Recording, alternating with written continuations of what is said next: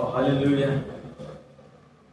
मैं आज के दिन इस इस संडे के दिन मैं आपको धन्यवाद यीशु, मैं आपको धन्यवाद क्योंकि आप वही खुदा है जिसने इस पृथ्वी को बनाया। मैं आपको धन्यवाद देता हूँ।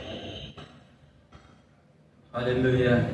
आज का जो मेरा संदेश, जो मेरा विषय है, वो मैं आज बपतिस्मा के विषय आज आपसे कहने जा रहा हूँ। यीशु का बपतिस्मा किस प्रकार से इस धरती के ऊपर हुआ, किस तरह से यूहन्ना के द्वारा यीशु का बपतिस्मा हुआ।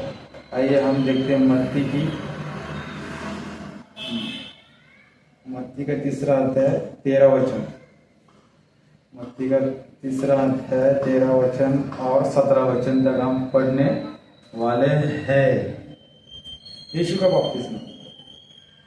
तब यीशु गालील से यरदन के किनारे यूहन्ना के पास आया कि उससे बपतिस्मा ले, परंतु यूहन्ना यह कहकर उससे रोकने लगा, मुझे तो तुझसे बपतिस्मा लेने की आवश्यकता है और तू मेरे पास आया है। परंतु यीशु ने उत्तर दिया, इस समय ऐसा ही होने दे, क्योंकि हमारे लिए उचित है कि इसी प्रकार सारे धार्मिकता को पूरा करे।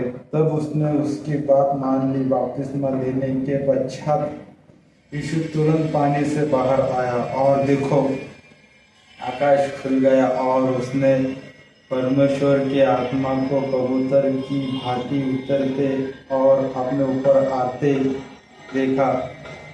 देखो, यह आकाशवाणी हुई, यह मेरा प्रिय पुत्र है, जिससे मैं अति प्रसन्न हूँ। हालेलुया। देखो, परमेश्वर का वचन हमसे क्या कहता है, पवित्र शास्त्र हमसे क्या कहता है कि यीशु गालील से यरदन के किनारे यूहन्ना के पास उससे बपतिस्मा लेने के लिए गया। अब ये यीशु आपने यीशु के बारे में सुना होगा। यीशु वो परमेश्वर का बेटा, इस ब्रह्मांड को, इस सृष्टि को उस परमेश्वर ने बनाया। तो परमेश्वर ने इस ब्रह्मांड को, इस सृष्टि को बनाया। पेड़ पौधे, पृथ्वी, सूरज, चांद, सितारे, मिट्टी, पेड़ पौधे, मछलियां, समुद्र, जल, ये सब परमेश्वर ने बनाया। और उस परमेश्वर के बेटे का जन्म गाय के गोटे में हुआ, न किसी रजवाड़े में, न किसी राजा के घर में हुआ। उसका जन्म सिर्फ एक गाय के गोटे में हुआ। उसके पिता हर एक घर ठोक रहे थे। यीशु के पिता हर एक दरवाजा ठोक रहे थे कि मेरी मदद करो, मेरी मदद करो। जब उसकी माता प्रसूति के समय में थी और उसने हर एक दरवाजा ठोका, किसी ने उसकी मदद की नहीं। लेकिन उसको एक गाय का गोठा दिखा और वहाँ पे यीशु का जन्म हुआ। फिर वहाँ पे एक तारा चमक रहा था उसके ऊपर, और कई नैनी लोग उस तारे को देख के आ रहे थे। वो तारा उनके आगे आगे जा रहा था और नैनी लोग उनके पीछे, उस तारे के पीछे। और वो तारा जहाँ पे रुका वहाँ पे यीशु का जन्म हुआ है। उसकी माता ने उस यीशु को कपड़े में लपेट कर चरनी पर रख दिया, और वो नैनी लोगों ने चरनी पर लेटकर यीशु की आराधना की और अपने थैले में से सोना, गंध, सरू, लबानो, वो सब कुछ उसको भेंट चढ़ा दी। और वो यीशु जब बड़ा हुआ, जब यरदन से वो उसकी माता पिता के साथ में यरूशलेम गया और उधर मंदिर में रह गया। 3 दिन वो मंदिर में था। उसकी माता पिता सब तरफ घूमते रहे, वो मंदिर में था। वो परमेश्वर का वचन सुनता गया, परमेश्वर का वचन सुनता गया और उसकी तरफ ध्यान लगाता गया और परमेश्वर के वचन बोलता गया, उसके वचन बोलता गया और प्रश्न पूछता गया। सब लोग थक हो कि यह व्यक्ति कौन है, कौन है यह व्यक्ति। और इसके सवाल तो बहुत अद्भुत थे। तो यीशु जब यूहन्ना के पास में बड़ा जब हुआ, वह 32 साल का जब हुआ, तो जब वो गालील से यरदन के किनारे यूहन्ना के पास में बपतिस्मा लेने के लिए गया। यूहन्ना सिर्फ यीशु से 6 महीने बड़ा है, सिर्फ 6 महीने बड़ा यूहन्ना था। और यूहन्ना को सिर्फ यीशु का बपतिस्मा लेने के लिए आगे भेजा था। यूहन्ना ये यहूदियों के जंगल में रहता था, वह वहाँ पे प्रचार करता था, वह जंगलों में रह के प्रचार करता था, ना किसी शहरों में रहता था। वो सिर्फ जंगलों में रह के परमेश्वर का प्रचार करता था। वह कहता था कि मन फिराओ, स्वर्ग का राज्य निकट आ गया है, स्वर्ग का राज्य निकट आ गया। मन फिराओ, स्वर्ग का राज्य निकट आ गया है। अभी कुल्हाड़ी पेड़ के जड़ के पास लगी, जो कोई अच्छा फल न देगा उसे काट दिया जाएगा। वह प्रचार करता रहा।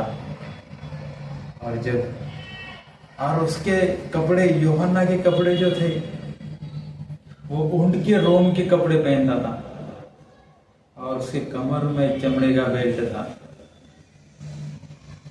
उसका खाना तिड़िया वन मधु था। और यीशु जब उसके पास में बपतिस्मा लेने के लिए गया, वो कह रहा था कि मेरे पीछे से, मैं तो सिर्फ पानी से बपतिस्मा करता हूँ, लेकिन मेरे पीछे से जो आने वाला है, मैं उसके पैरों का बंद पकड़ने के लायक नहीं हूँ। वह तुम्हें पवित्र आत्मा और अग्नि से बपतिस्मा करने वाला है। वह तुम्हें तुम्हारे पूरे पापों से क्षमा करना है। वह तुम्हें अनंत काल का जीवन है। और जब यीशु उसके पास में बपतिस्मा लेने के लिए गया, परंतु यूहन्ना यह कहकर उसे रोकने लगा, मुझे तो तुझसे बपतिस्मा लेने की आवश्यकता है और तू मेरे पास में आया है। देखो यूहन्ना क्या कह रहा है कि मुझे तुझसे बपतिस्मा लेने की आवश्यकता है और तू मेरे पास में आया है। यूहन्ना को सिर्फ यीशु का बपतिस्मा के लिए धरती के पर भेजा गया था। उस परमेश्वर की रचना थी, उसकी यह रचना थी, इसलिए उसको आगे यहाँ पे भेजा।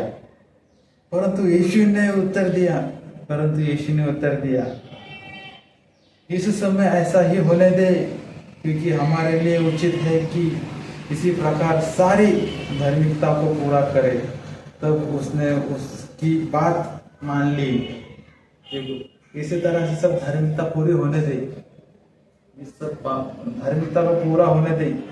बपतिस्मा लेने के पश्चात यीशु तुरंत ऊपर आया, पानी से बाहर आया, और देखो आकाश खुल गया और उसने परमेश्वर के आत्मा को कबूतर की भांति उतरते और अपने ऊपर आते देखा। देखो, यह आकाश ने ही कि यह मेरा प्रिय पुत्र है और पुत्र जिससे मैं प्रसन्न हूँ। देखो, यीशु का जब बपतिस्मा उसको पानी में जब डुबाया गया और वो पानी से जब ऊपर उठा गया, तो कबूतर की नाई पवित्र आत्मा उसके आंख पर और आकाश में से आवाज आई कि यह मेरा प्रिय पुत्र है, मैं इससे प्रसन्न हूँ, आप इसकी बात सुनो। जो यशायाह भविष्यवक्ता के द्वारा जो कहा गया था, जो लिखा गया था, जो चर्चा में चल रहा था, वह पूरा हुआ था। हालेलुया। मैं धन्यवाद देता हूँ, मैंने जो यहाँ पे कहा है वो सब प्रभु ने मुझे बताया और मैं आपको बता रहा हूँ। हालेलुया। और आप भी मन फिराओ और बपतिस्मा लो, क्योंकि स्वर्ग का राज्य निकट आया है। यूहन्ना उस जंगल में प्रचार कर रहा था, वह कह रहा था कि मन फिराओ, स्वर्ग का राज्य निकट आया है। आगे किसी शहरों में, जंगलों में सिंह रहते, बाघ रहते, उन सबको डरना नहीं था, क्योंकि परमेश्वर के साथ में था। वो परमेश्वर मेरे साथ में और आपके साथ में थी। मैं